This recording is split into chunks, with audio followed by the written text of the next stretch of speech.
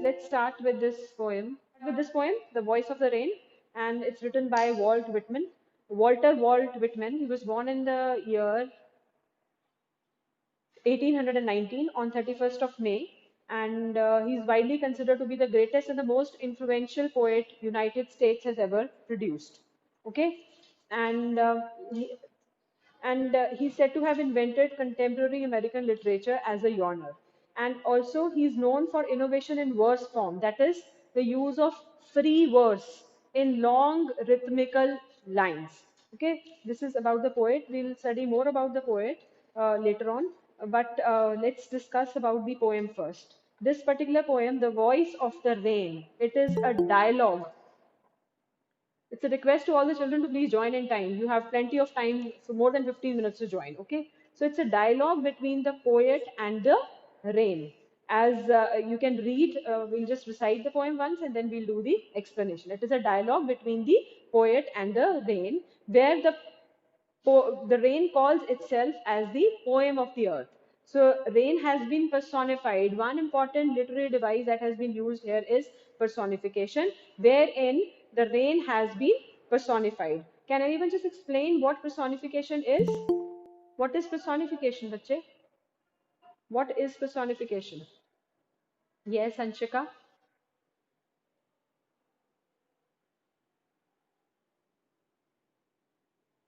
Yes, yes. So a non-living thing has been has been described as a persona. It is described as a person. So he has transformed rain into a living being. Okay, rain को कैसे treat किया है? एक living being की तरह as a powerful character. Hence, it is personification. So I'll just read out the poem once and then we'll do the explanation part. The poet says, "And who art thou? Said I to the soft falling shower, which, strange to tell, gave me an answer, as here translated. I am the poem of earth, said the voice of the rain. Eternal, I rise impalpable out of the land and the bottomless sea, upward to heaven, whence, vaguely formed, altogether changed, and yet the same, I descend to lave the draughts, atomies, dust layers of the globe, and all that in them without me were seeds only, latent, unborn. And forever, by day and night, I give back life to my own origin, and make pure and beautify it. For song, issuing from its birthplace after fulfillment, wandering, wrecked or unwrecked, duly with love returns. So, as I told you, here what is the poet doing? He is recounting the conversation that he had with the rain. What do you mean by recounting? What is recounting, bache? He's recounting means to recount something means what is to recount? Yes, he's telling you what he had experienced, what kind of conversation he had with the falling raindrops. Okay, and he says he's surprised because why is he surprised? Because the soft falling shower gave him an answer. How can the rain respond? बारिश की बूंदें उसको जवाब दे रही हैं, इसलिए वो surprised है. So he's surprised, वो हैरान है because the rain responded to his question and identified itself as the poem of the earth. So the poet says, "And who art thou?" What is thou? Thou means you. So it's an obsolete. Yes, it is an obsolete word. It is not no longer used. So it says who. The poet says. The poet asks the rain, "Who are you? Who art thou?" means who are you? Said I. Who is I? Who is I? I I is the poet. So the poet is asking the rain to give him its introduction. So it says, "Who art thou?" said I to the soft falling shower, which, strange to tell, gave me an answer. So it was a very strange kind of a thing because rain is not a living being, rain is a phenomenon. It is a naturally occurring phenomenon, but the poet was surprised that the rain gave him an answer. Okay, and he's translating it for the readers, and he says, as here translated. So, what does the rain say? It says, "I am the poem of earth." So, it says, it responds by saying that I am the poem of earth, said the voice of the rain. Eternal. What is eternal? What is eternal? Never ending, never ending or everlasting. So it says it never ending. What do I do? I existing forever. What do I do? I rise impalpable out of the land and the bottomless sea. So what does it say? It says that it goes on impalpably. Impalpably means imperceptibly. And what is imperceptibly? What is imperceptibly? Something which cannot be perceived, something which cannot be seen. Okay, so it says I rise in when how does rain occur? Vapors rise from the sea and from the land, and when the vapors rise, can you see them? आप देख सकते हो vapors को? नहीं देख सकते हो. So it goes on imperceptibly all the time. I rise. Where does it rise from? It just from the land, and also it emerges from the sea in the form of vapors. Okay, what do you understand by bottomless sea? What is bottomless sea? Can anyone just describe what deep sea? Endless sea? Bottomless means deep sea, endless sea. We were saying that I just repeat for one child who is just entered. This poem is a conversation between the rain and the poet, and the poet asks the rain, and what does it ask the rain? Okay, so the poet asks a question from the rain, and he says, "Who art thou?" Said I to the soft falling shower. He's asking the rain, "Who are you?" Who art thou means who are you? Said I to the soft falling shower. Why does he call it as a soft falling shower? Soft falling shower क्यों बोला है? बच्चे बता सकते हो आप? Why is he addressing the rain as a soft falling shower? Can anyone just tell? Yes, Akashita? It's very soft. This is what he tries to say. It has a very soothing, it has a very calming effect on you, and it is not something which is very noisy. It is not something which is irritating for the ear. So that is why it says soft falling shower. Okay. So and he says, which strange to tell gave me an answer. As we've already discussed, why is it strange to tell? Because rain is a naturally occurring phenomena, and here it is giving him an answer. So as we've discussed, the poet has personified the rain. So that is why the rain is giving him an answer, but the poet is surprised, and he says, it is very strange to tell that the rain is giving me an answer, and here I am translating it for you. And who are you here? The readers.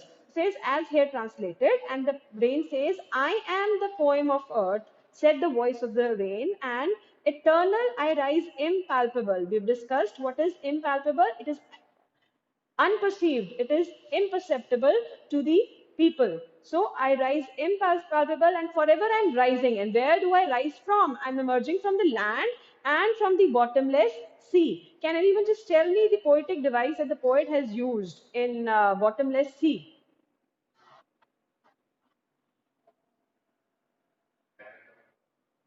Yes, it is hyperbole. It is hyperbole. Hyperbole is a kind of an exaggeration. Sea which is bottomless. So it is his exaggeration. So eternal, he says, eternal, I rise impalpable out of the land and the bottomless sea, upward to heaven. And where does it rise to? It emerges from the land and it emerges from the sea, but where does it rise to? कहाँ जाती है बेटा? Vapors कहाँ जाते हैं? To the sky. So it rises to the sky and upward to heaven. Whence? What do you understand by whence? Whence means from there, okay, from there vaguely formed. What are vaguely formed? Vaguely क्या form होता है? Yes, clouds are formed. Yes, not clearly, and vaguely formed. Clouds are formed vaguely, altogether changed and yet the same. This is very, very important. And what does he mean by this? Altogether changed and yet the same. And this is another poetic. No, clouds are coming down in the form of rain, then yes, you're perfectly fine when you say this. But what does he mean by this? Altogether changed and yet the same. And what is the poetic device that the poet? हाँ बोलो, बोलो, बोलो. Anyone, any child? It changes only in the form. Yes, yes, Dia, you are very right. It changes only in the form and not in essence. Okay, because vapors and water, they're basically one and the same thing. Science students, they know it better, that vapor and water, they're one and the same thing, only the form is changed. They can be transformed into one another, you know that, they can be changed into one another. Therefore it says altogether changed and yet the same. Basically it's the same thing.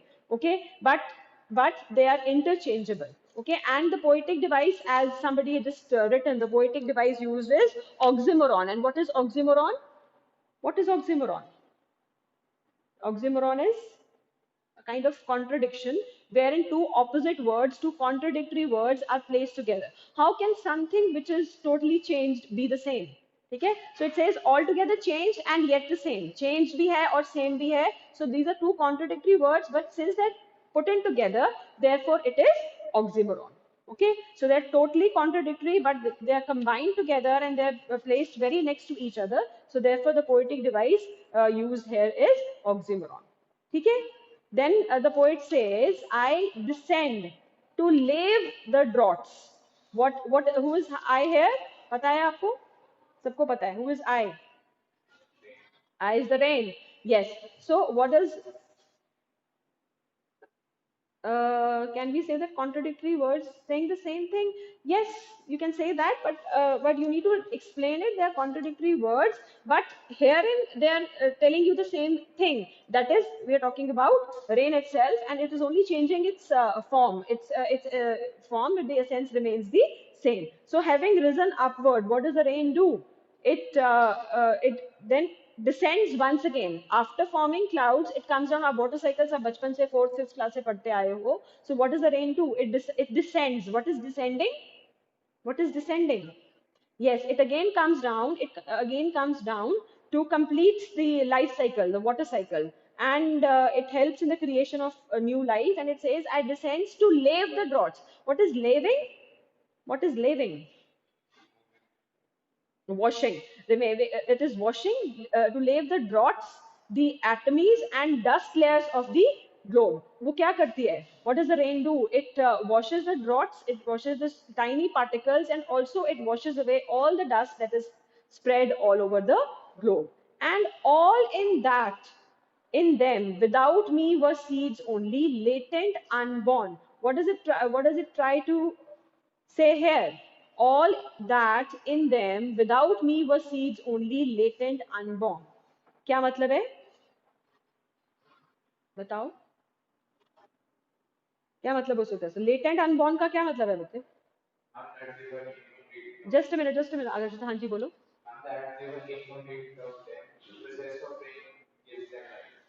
It is the process of rain that gives life to the seeds. Otherwise, they would remain latent.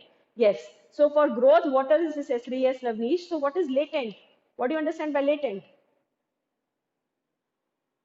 Yes, hidden. So they would have remained. They would have remained in the form of seeds only if water was not there. So I lave the draughts. It means it quenches the thirst of the earth. It puts an end to the droughts. It settles the dust all over, and also it gives life to the seeds. The seeds they form into plants and all only because of the rain. Latent. Otherwise, they would have remained latent and unborn. And forever by day and night. The poet says, "Forever, by day and night, I give back life to my own origin." What does the rain do day and night? सारा दिन और रात वो क्या करती है? What does it do? Yes, it just keeps on changing its form and it keeps on repeating this cycle again and again. Okay, from the sea and from the land, it emerges in the form of vapors. It goes upwards, then it forms clouds, and again it descends back and falls in the form of rain. And how does it give back life to its own origin?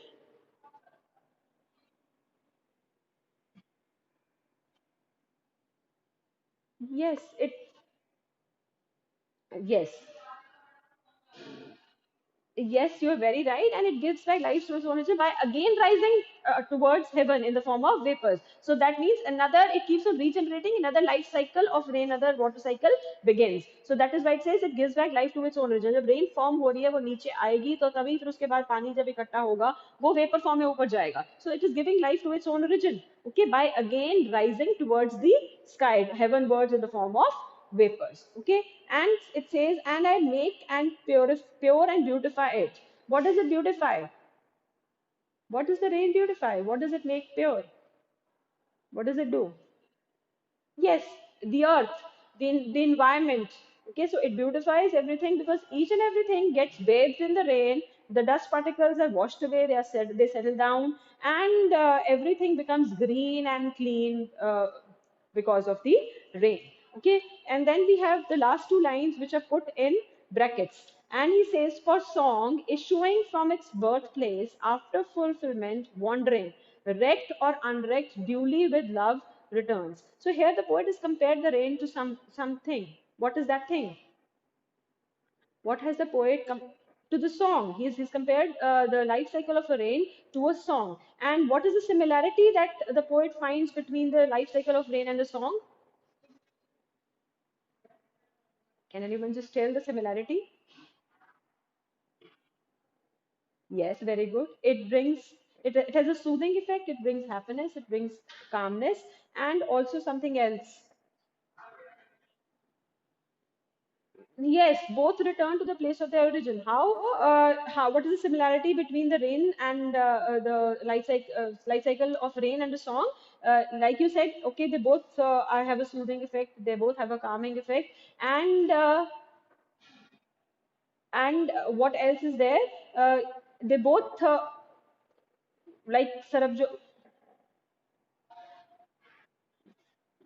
हाँ बोलो, and they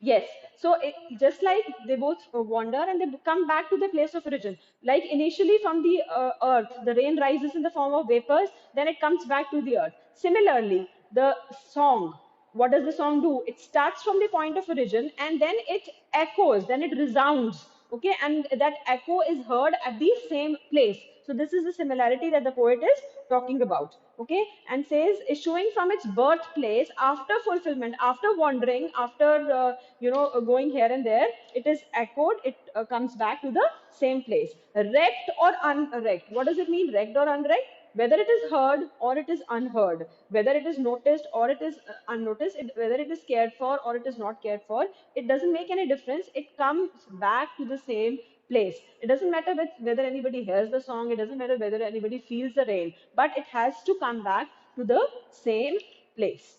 Have you got it? ये समझ आ गया आपको? समझ आया कि नहीं? ठीक है, so its journey has been compared to a song, its journey has been compared to a poem, because like the poem emerges from the heart of a person, the song emerges from the heart of the person. It travels from one person to another. आप सुनते हो किसी का song, ठीक है, कुछ लोग सुनते हैं, कुछ लोगों को अच्छा लगता है, कुछ लोगों को नहीं अच्छा लगता, but it again returns back to the heart of the person who has sung it. So what does it do? Uh, whether somebody hears it, whether somebody cares for it or not, but it returns back. So similarly, the rain, after moving here and there, after emerging from the heart of the earth, from the sea, from the land, it comes back again to the earth in the form of rain drops. Got it?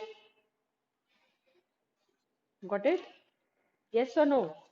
Okay, so I'm just repeating the summary of the poem and about the poet also. So this poem has been written by Walt Whitman, as we've discussed. He was born in the year 1819, and he was born in New York. And he is regarded, as we've discussed, as one of America's most important 19th century poet. Okay, he is considered as one of the most important, the greatest and one of the most important 19th century poet.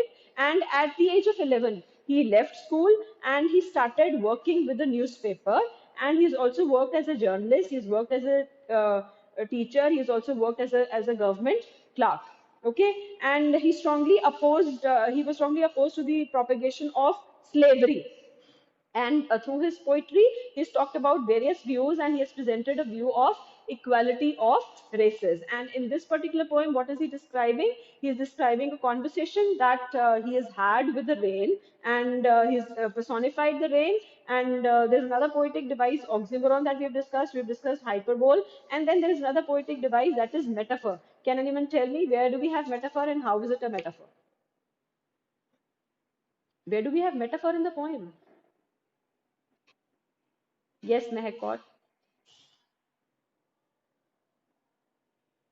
Yes, when the poet says, I am the poem of the earth, this is a very powerful, a very strong metaphor that the poet has used because it says that, what does it mean? What does the poet mean when he says, when the rain says, I am the poem of the earth?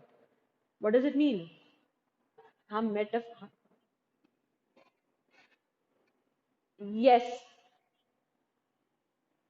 yes, rain has been compared to the poem, and it says that the qualities that are there in a poem, like poem has music, poem has rhythm, it has a soothing effect, it has a calming effect, it has a regenerating, it has a rejuvenating effect, and it has a thrilling effect. The same qualities the poet says are there in the rain also, and therefore it is very appropriate when the rain calls itself as the poem of the earth. Okay, so here this poem, it is a conversation. The poet is remembering, he's recounting the conversation that he had with the falling drops, and he's surprised when the soft falling shower gave him an answer, responded to his question by identifying itself as the poem of the earth. And he has translated what the rain says, and here in the poem, it calls itself as the voice of the rain. And it is an autobiographical poem.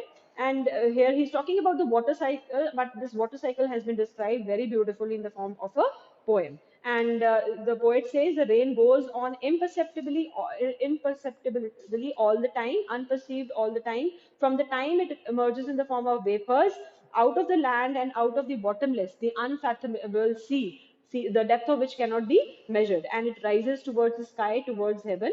And once it reaches the sky, what happens? It changes its form, and what does it transform into? किस चीज में convert होती है बेटा? Harsimran, once it reaches the sky, what does it change into? It rises in the form of vapors, and it changes into clouds. And after descending back to the earth, it again, what does it do? It quenches the thirst of the earth, it washes the dust particles, it spreads greenery and beauty all around. Okay, and it rejuvenates the land. How does it rejuvenate the land? Can anyone just tell me, how does the rain rejuvenate the land? It reduces droughts. What else? Or rejuvenating, how does it rejuvenate the land? Bolo? Yes, yes. Seeds grow which were latent otherwise, which would have remained dormant. Yes, and washes off the dust. Yes, you are very right. They would have remained dormant otherwise if rain and water was not there. So here the poet again, in the last few lines, we say that he has compared the journey of the rain to the journey to the poem, and we've discussed that in length. It comes back to the earth. It comes back to its point of origin. Okay, and there's an important question which says the last two lines have been put in brackets. Can anyone just tell me? We have the entire poem going on, but why do we have the last two lines in brackets?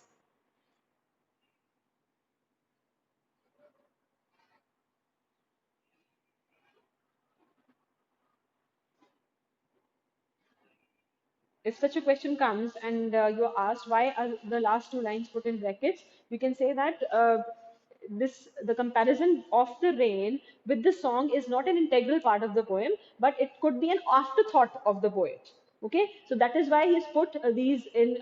They differ from the first lines, and because and these lines appear to be kind of an afterthought कि उसने बाद में सोचा इनके बारे में, but there is no denying the fact that there is a strong comparison between rain and the music and the qualities that they both share.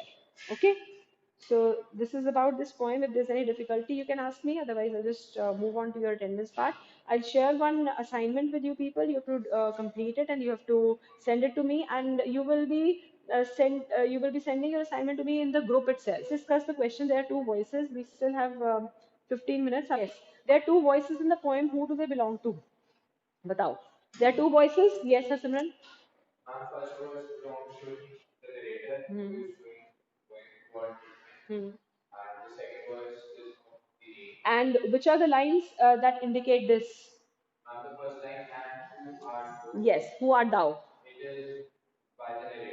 And then I am the poem of the earth. It is the voice of the rain. Okay, so the two voices belong to the poet and to the rain, respectively. And the poet asks the question from the rain, "Who art thou?" This shows that this is one voice, and that is of the poet. And the rain responds by saying, "I am the poem of the earth." This was the voice of the rain. What does the phrase strange to tell mean? We've discussed it. What is strange to tell? Divyansh.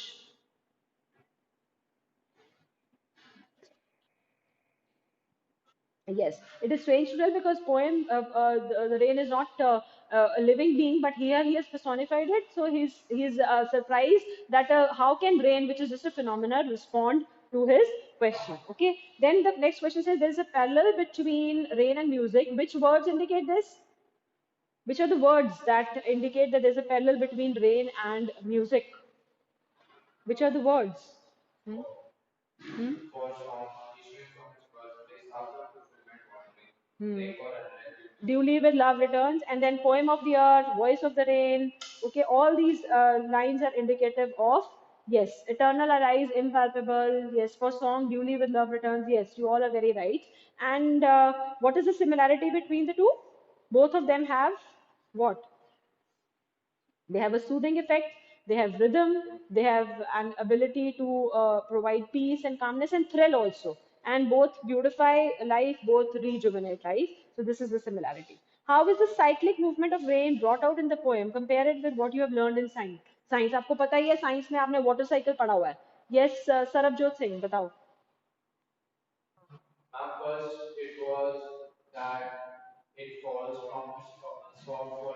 Hmm. Hmm. Hmm. Impalpable. Yes. Yes.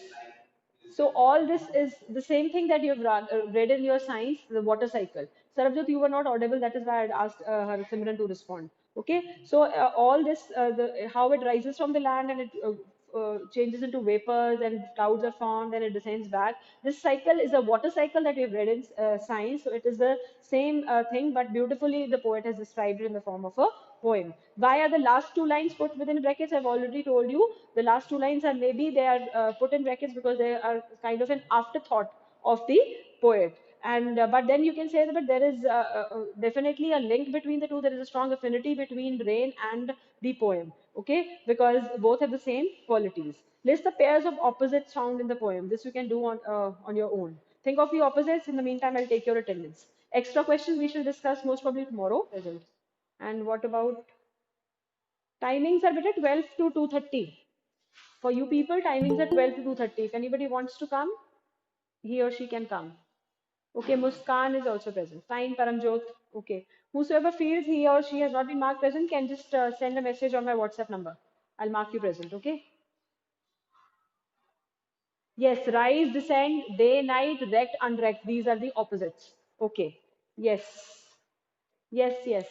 So all these are the pair of opposites. Rise, descend, day, night, and rect and unrect. Okay. So that is all for today. Have a nice day. I'll send you a link if you have a class tomorrow or maybe day after. But I'm going to send you the assignment today only. Okay. And with without. That is all for today.